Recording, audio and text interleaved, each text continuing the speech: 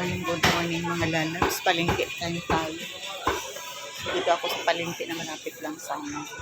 Dito ako sa karne. Ganyan. Pang saog lang sa gulay, be. Dito tayo sa karnihan. Ayan. Ito mga lalabs. Dito ako namamalengke. Medyo malapit. Tusukit ko na dito.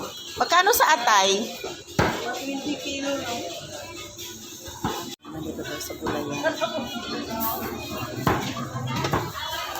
Araw-araw ako napunta dito mga lalabs kasi yung hindi ako makapag-stock ng ulam. Yung rep namin puno ng paninda. Kaya araw-araw ako nasa palengke. Ayan, good morning. Hindi ko na pinakita pagkagaling namin ng palengke. Diretso na ako magluto mga lalabs. Ayan, mag-breakfast tayo. Ayan. Ito ako ng pansit.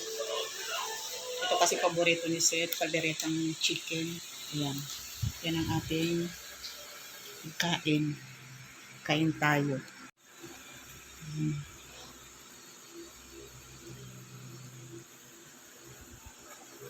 Ako nagluto ako ng adobong kangkong. Ayan. Miss ko yung adobong kangkong. Kasya lang sa atin ito. Kain tayo mga lalabs. Thank you so much for all the blessings. Amen. Kain tayo. Yan, na-miss ko tong adobong kangkong.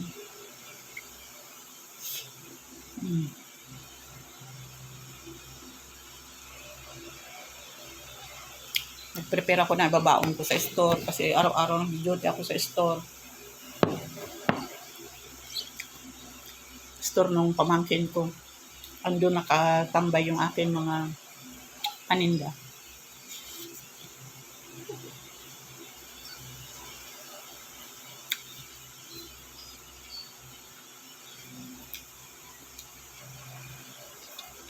Almusal na ba kayo mga lalab? Bilis akong magkilos.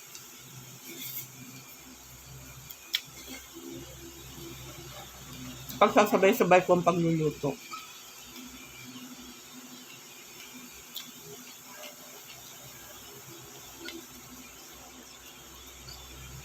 Gumagana yung dalawa kong kalan. Kaya mabilis akong makatapos. Papahinga rin ako pagkatapos kong magluto kasi mga alas 9 maligo na ako yan. Alas 10 punta na ako ng store.